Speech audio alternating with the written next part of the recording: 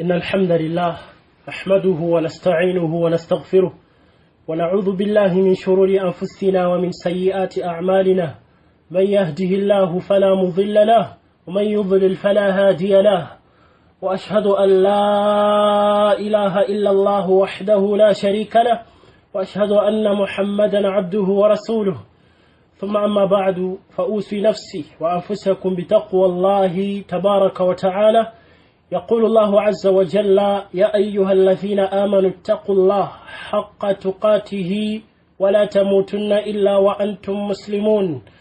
يا أيها الذين آمنوا اتقوا الله وقولوا قولا سديدا يصلح لكم أعمالكم ويغفر لكم ذنوبكم ومن يطع الله ورسوله فقد فاز فوزا عظيما.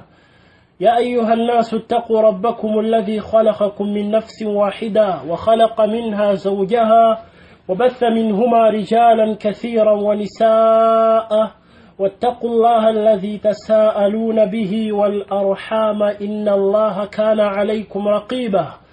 واجتب الله تين الزبوة تمسوا الله جل وعلا سوكس سنمي نبكن نبي محمد صلى الله عليه وسلم. الله سبحانه وتعالى يمتما mumbeera yesangamu abantu eyali embi ennyo, abantu nga basaba bitonde, abantu nga basinza bitonde. Nabbi sallallahu alayhi wasallama n'atandika ebiseera byonna obwo byatandika okutuusa byava mu nsi ng'abantu abanyonyola la ilaha illa Allah. Kigambo kino bakitegeere,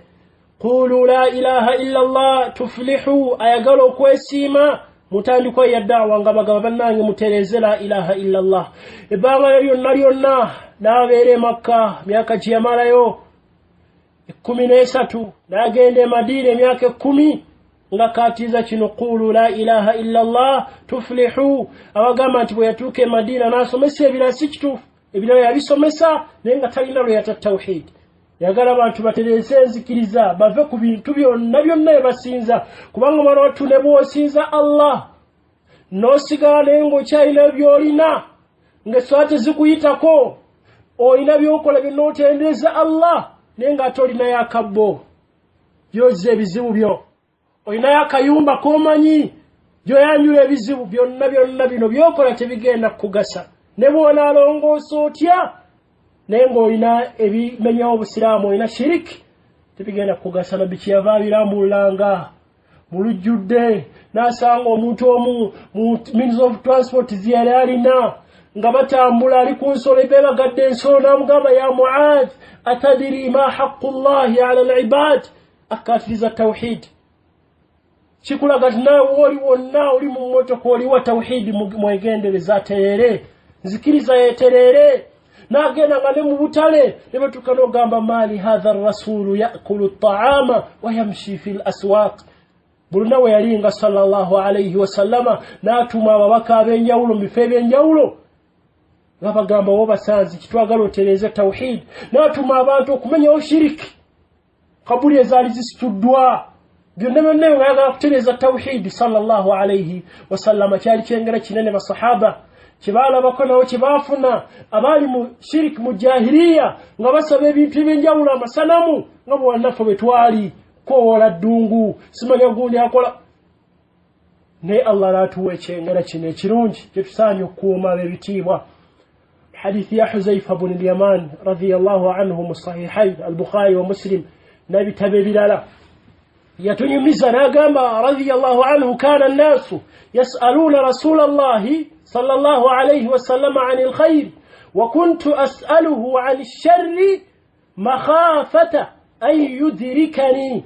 Abantu bonna bajjanga babuuza omubaka ebibuuzo byabwe nga bamubuuza ku birungi, nze namubuuzanga bibi nga lwaki ntya okubigwamu, ntya okubikola. Bamubuuze wenkola kino ekirungi byomubuuza abantu. Naye nga Huzaifa bun al-Yaman sahabi ono wetumanyi yali akuuma ebyama by'owekitiibwa Muhammadin sallallahu alayhi wasallama ng'atya okugwa mu bibi. Alaba ekirungi kye baafuna, baalina ebibi baalimu mu jahiliya, embeera embi ng'abitya okubeera nti abiddamu. Faqultu ya rasulallah, namugamba ya rasulallah, inna kunna fi jahiliyatin wa sharr twali mu jahiliya n'embeera embi gye tujjukira gye twalingamu abantu mumajjukira naffe bye twalina n'ewaffe olina obukakkamu nakka wansi mu kayumba kano aw'essubi nakkaneneka la ilaha illallah embeera eyo embi gye twalimu nga tusaba bitonde binnaffe fajaana allahu bihatha alkhayr allah n'atuwa ekirungi kino siraamu buno obusitula omuntu newawa myaka mito naye nga abulina abawabbeeyi kitwagamba gyolaba Ibrahim bamutunuliranga muvubuka naye ngeri Allah munene bagamba qalu sami'na fata yadhkuruhum yuqalu lahu Ibrahim fata nga bamulaba mwana muvubuka ali awo ku kyalo naye ate eri Allah inna Ibrahima kana umma eri abantu bamulabanga fata muvubuka ali awo ku kyalo naye wa Allah inna Ibrahima kana ummatan qanitan lillahi hanifa walam yaku min almushrikin umma kibina kiramberi Allah wankizo nebila binje bali abanyola umma kira tegeza Allah tabarak wa taala nenga wankizo eri Allah subhanahu wa taala Huzaifa abuza nabi sallallahu alayhi wa sallam fahal ba'da hadha alkhair min shar bulungi buno butwina ya rasul Allah wali wekigendo kujja kiri embere embi gendo kujja qala na'am ila mugamba yebwekiri qultu wa hal ba'da dhalika asharri min khair obubyobo bunanje waladdemo kujjawe birungi amayibaga mu kuwera yogera fitani ezagwawo ne batta sahaba ban nabbi abamu mujukire batta Uthman ibn Affan ne bereza ali wawo ngane mazo kuvaawo kati Huzaifa mbuzo obubyobo bunaba walajjawo bulungi nabbi namugamba na'am wajjo kujja bulungi batu ngabali kumbere nnungi نعم وفيه دخن نيوجه كبيرا ودخن ويوغamba fasadi obwononefu bujjo kubaawo n'embeera ezijjo kuyingizibwa mu ddiini abantu abajjo kuba kububuze qultu wama dakhaluhu nabuzo obubuzo obwo embeera eyo enkyamu ejjo kubaawo enaabeti kyekinabaawo qala qaumun yahduna bighayri hadi bajja kujja abantu ng'obulungamu bwe bafuna si bulungamu bwange tebagobera bulungamu bwa nabbi bala abayinza okubeera n'obulungamu obulala bwataliko nabbi sallallahu alayhi wasallama abantu bajja kujja ng'obulungamu bwa nabbi babuyisaamu amaaso agati embeera yali bweti embeera gye baalimu yali banti bannafuna kulaakulana baalimu nga tebalabawo nkola ya nabbi sallallahu alayhi wasallama tubalina abantu obalaba taarifu minhum wa tunkiru jabbalaba otamwe boogera namulaze balina ku ddiini qultu fahal ba'da dhalika alkhayri min shar wajabira obulungi obunaba mu bantu ninagamba bano obubi buno wanajjawo obubi obulala ate obulungi buno bujjabwa obuti newajjawo obubi obunajjawo nga bubi nabbi namugamba na'am kituufu kijja kujja du'atun ala abwabi jahannam bakozi bagenda kujja nga bayimiridde ku miryango gy'omuliro jahannam man ajabahum yenana abantu kula ilayha kububuze bwawe balina kadhafuhu fiha bagenda kumusulayo muliro yenana abantu kula abakoza bagenda kujja mu musnad gwa Imam Ahmad hadith yagamba du'atu dalala bakoza abo bubuzenga babuze ala abwab jahannam bagenda kuba ku miryango gya muliro jahannam wobantu kulira bakusula ebusuzo gwayo man ajabahum ilayha qadhafuhu fiha wadu Allah tabarak wa ta'ala sahaba batu yange birungi balina nebera likirira embeera eno abantu bana babuze nobubuze bali ku miryango gya muliro wallahi botulira ebigambo bino nobyegendereza olabanga abakoza abo tubalina bwoba otunula n'obuusa amaaso ku musajja nga kaliisa oba olimbye olabanga wallahi da'in mukowooze ali ku miryango gya muliro akoola abantu okubasuulayo lwaki nedda ng'akyasobola okukkiriza omukyala akole byakola byonna abeeko bw'alungira omusajja amulekemu kasala kkubo amulungire byamulungira byonna atabule eddogo abikole byonna lwaki taba mukowooze wa muliro ng'akoola kushiriki ono boyito omukyala abadde ku ddiini omute omugamba akole bw'atyo tomuzza eri muliro. bwe yagamba mu hadithi Abdullah bin Mas'ud musnad gwa Imam Ahmad sura ya Abi Dawud an-Nasa'i n'ebitabo ebirala bwe yagamba inna ar-ruqa wat-tama'im wat-tiwala shirkun. njagala mu kigambo kimusagala gazi ya rubaka amateeka ahkam agakwata ku ruqya agakwata ku tama'im n'enje njagala mu yagamba wat-tiwala. tiwala bye biki yembeera gye bakozesanga omukyala izo bikozesa okulaba nti omusajja amwagala n'abaako byalunga shiriki byakola byagenda n'atuukirira abasoda ne babikola byonna okuba nti omusajja amwagala oba omusajja asobola ekikola kuba nti omukyala amwagala nga kyali komoni nnyo mu bakyala. nabbi n'agamba shiriki ono yaba shiriki yennyini. hadithi ebanja amanyi ba hadithi bakulaga nti ntuufu teyira buzibu ono shiriki aye kalisa agamba nti abikole byonna kasamulekamu akaseera kuba mulekamu akategeera la ilaha illa Allah da'in mukowoze ala babi min abwabi jahannam ali ku mulyango mu milyango gy'omuliro akoola abantu kubasuula mu shiriki ono omunene kubanga tulina kubuusabuusa obunene bwa shiriki we tumanyi. innahu man yushrik billah faqad harrama Allahu alayhi aljanna wa ma'wahu an-nar wa ma lidh-dhalimin min ansar. yenagatta ku Allah jala gifula haramu kuye mukyala bw'abigenda mu bino wallahi talina excuse nti ate ono yatulamula ono yatugamba kinga obujulizi abulina abumanyi agenda kubeera mu mbeera nzibu agenda kumwegaana ono gwagoberera ku bubuze buno. kati ono mukowooze ayimiridde ku mulyango gw'omuliro asuulayo bantu mukowoola gye babagenda abatadde bakole shiriki gwe tumanyi omunene gwe tutalinaako kubuusabuusa nti ekyonoono ekinene Allah subhanahu wa ta'ala bw'omusirikana kyo nga tagenda kusonyiwa shiriki ono. inna Allaha la yaghfiru an yushraka bihi wa yaghfiru ma duna dhalika liman yasha wa man yushrik billah faqad iftara ithman 'azima wa man yushrik billah faqad dhalla dhalalan ba'ida. obubuzi obwawaggulu kyonoono kinene busiufu bwa mpisa bunene mbeera nzibu ono omuntu ne bw'aligenda mu muliro myaka emeka talitukula. abali bali tawhidi baligenda mu muliro ebbanga balimala ne bavaayo naye ono washiriki tagenda kuvaayo ebiseera byonna obukyafu bwe bwawaggulu nnyo. innama almushrikuuna najasun obukyafu bunene tagenda kutukula. katonda amugamba nti mukolere byonna byokola la ilaha illa Allah. tutwale fatwa yani nabbi akugambye nti inna ar-ruqa wat-tabaim wat-tiwala shirk yamugamba akole byonna bikole byakola kasamuleka mwaka la ilaha illa Allah. du'atun Huzaifa kiyagamba nabbi sallallahu alaihi wasallam kiyamugamba nti bagenda kujja nti bonnabo du'atun bakuza ala muwakuba tugabe musnad ya usarwe Ahmad yagamba du'atu dalal bakuza obubuze ala abwabi jahannam bali ku milyango gya jahannam muliro. man ajabahum bonabanukula omukyalo mukkiriza bonanukula fatwa ngeyo bonanukula okula mulango ogwo n'omwanukula gyali n'ogenda ku ebyo kadhafuhu fiha akasuse muliro nywerera ku busiramu obutuufu bw'omanyi obutayinza kukkiriza kubeera nti okola shiriki oyo obutayinza kukkiriza kubeera nti okola ddogo g'omanyi amazambi amanene ennyo nabbi yakulaga sallallahu alayhi wasallam hadithi Abu Huraira ijtanibu sab'u al-mubiqat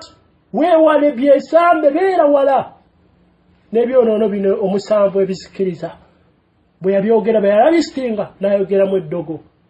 kulembeza shirkun billah n'eddogo n'ebira byonna bye yalaga sallallahu alayhi wasallama. kati batujjidde bana bakowooze agamba omukyala tolina buzibu kola. ibadallah abaddu ba Allah tabaraka wa ta'ala bebitiibwa ensonga ffe gitwagadde okulambulira ku bubuze bw'omuddu ono yensonga kibamubuuza n'ayogera ku maali ya haramu riba oba emaali endala yonna ya haramu bamubuuza nti oli singa agifuna ng'ekigendererwa agenda kugisaddaakamu afunamu empeera n'alaga nti kyekirungi ekyalina okukola oba alidde riba agiggyeyo asaddaakemu aweemu bazzaka aweeka abantu terina buzibu emaali ejja kutukula bulungi. emaali ejja kutukula bulungi eyongera okutereza emaali ye buli bwanaga nti awaayo oli akoze haramu abbye n'awaayo emaali eterera endaba si ya busiraamu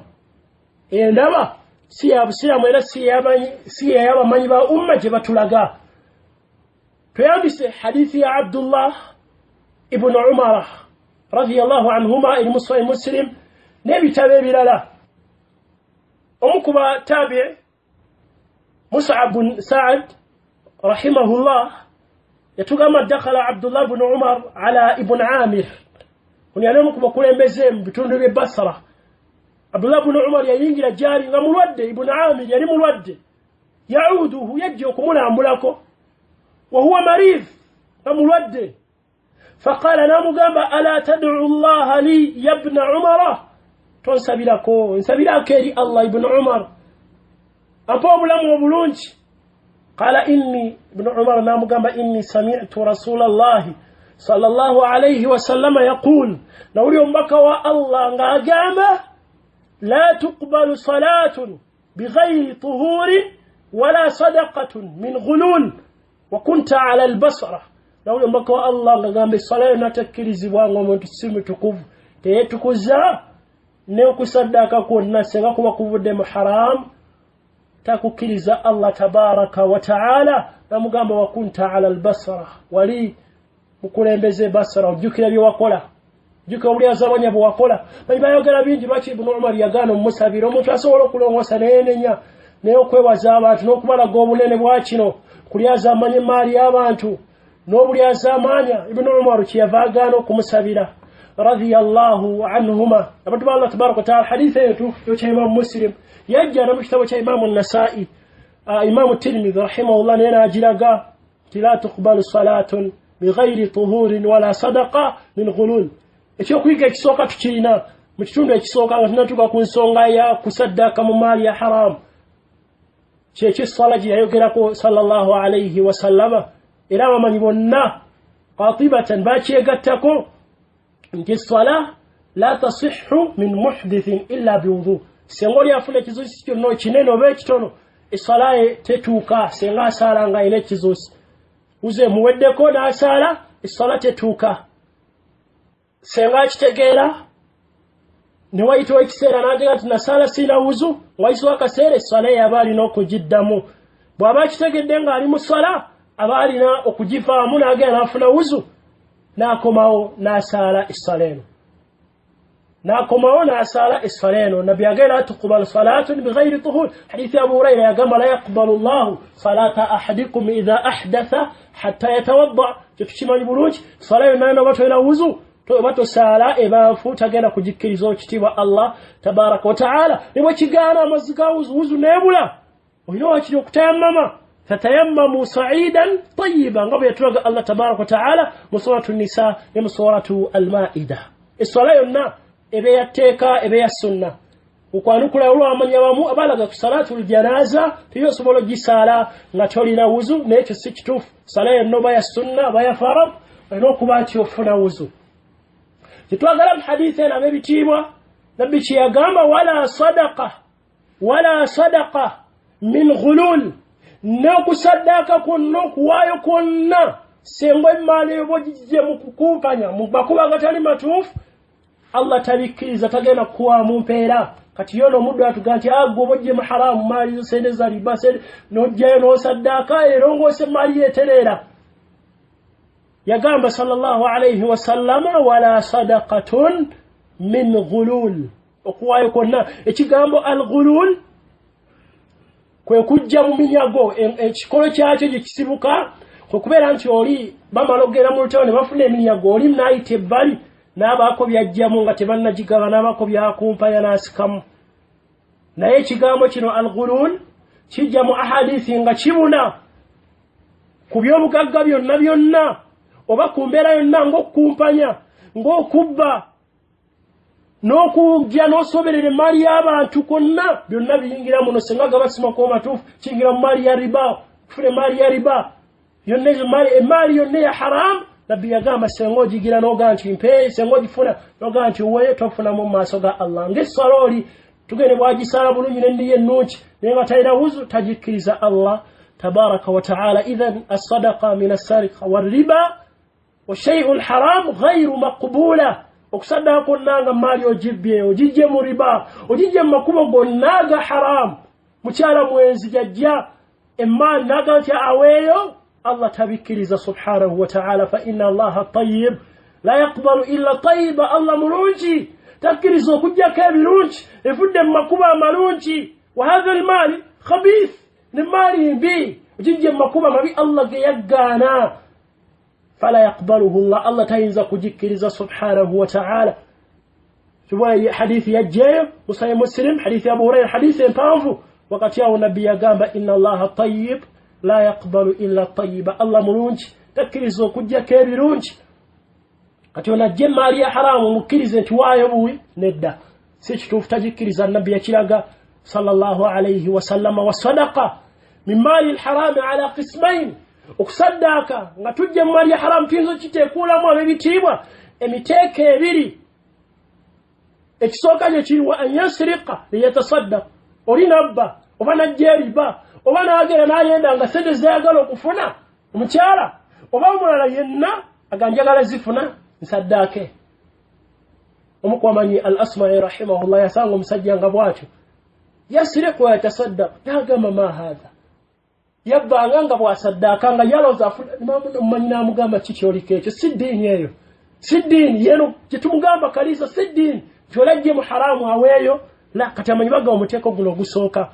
nti omuntu oyo emmaali eyo gyawaayo okusaddaako ku nti yabba asaddaake ogwo mulimu marududu gumuddizibwa. Wala yasihu bil ijmaa tafunamu mpeera kwe kwegalitako amanyi bonna. Wala tuqbalu sadaqatuhu kusaddaqa kuno kuwayo kuno Allah takukkiriza. Bal alina omusango ogw'okubba munene era alina omusango ogw'okugamba nti asembera eri Allah ayagala Allah kumusiima ng'amusiimira ku haramu. Allah bweyagala akusiime ng'akusiimira ku haramu ogwo zina eri Allah otumanyi nti inna Allaha tayyib mulungi la yaqbalu illa tayyiba takkiriza okujjako ebirungi. Kati ono ya ayagala kusembera eri Allah amusitula amadaala ku haramu won alina emisango ebiri ogw'okufuna genda mu haramu abanga riba zambi ddene lye tumanyi oba olangidde otalo wakati woli Allah alina omusango ogwo gwa riba ate alina n'okuba nti yaayitira mu kkubo eryo awe Allah haramu. Kakati ogwo omuteeko tafunamu mpeera eri Allah tabaraka wa ta'ala. Waliwo omulala okubeera nti mwana wattu ya'khudha maalan haram afune maali nga ya haramu ثم يتصدق به على الغير وما ناجواyo mukujifuna taina kigero kya kujiwayo naye agenza okulaba okuvaako ekyonono kino okuba nti kimuvaako aterere mu ddiini ye alaba naye aligiwaddeyo ngisaddaake. Abamanyi kwoyo bagamba nti kimuvaako ekyonono kino idha akhrajahu biniyati takhallusu minha wajiwayo bagasira kyakwemayo najifuna makubo ga haramu naye kanjiweeyo mukubo ya Allah tabarak wa ta'ala. Lakini alayhi ithmu sariqa ilo chimanti akyalina kyono kyokubbe kyono kyokulya riba kyono kyogenda nafuna sente zine z'obwezi ekyakira ino okwenenya eri Allah. Nekyo amanyi bakiteekako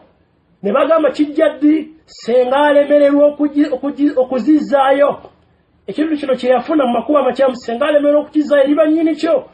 talina kkubo yonna ngeri gyazizaayo sente zine za haramu. Bwe yazimbawo takyamanyi talina ngeri gyamufunamu akkirizibwa okubeera nti aziwaayo zimuve mu nsingo naye nga tafunamu mpeera eri Allah subhanahu wa ta'ala. Alina okwenenya omusango guno gwe yakola ogw'okubba kino kifunamu mpeera kubanga Allah takkiriza okujjako ebirungi tabaraka wa ta'ala. Manya abaali bagamba tulina okugaziya ensonga eno senga asobola okuzizaayo kyekyeteeka alina okuzikwata n'azizaayo. Bw'alemererwa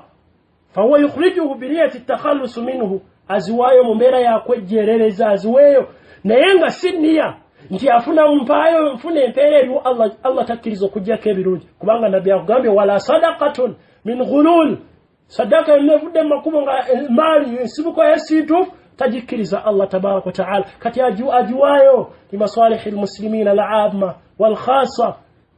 nama bisobola okugasa abasiraamu embeera ez'awamu ezigasa abasiraamu omusanzi bambi bali mu mbeera enzibu asobola ziwaayo mu mbeera ne ziyamba abasiraamu n'obusiraamu. naye ino kimanta ine kyorono kire kya riba wekyo kubba ekyalina kukola atya kudda eri Allah بالتوبة النصيحة توبوا إلى الله توبة النصيحة ينيري الله ولين يولتوف نوبلومبلومو بتماني بواي نوكتريزا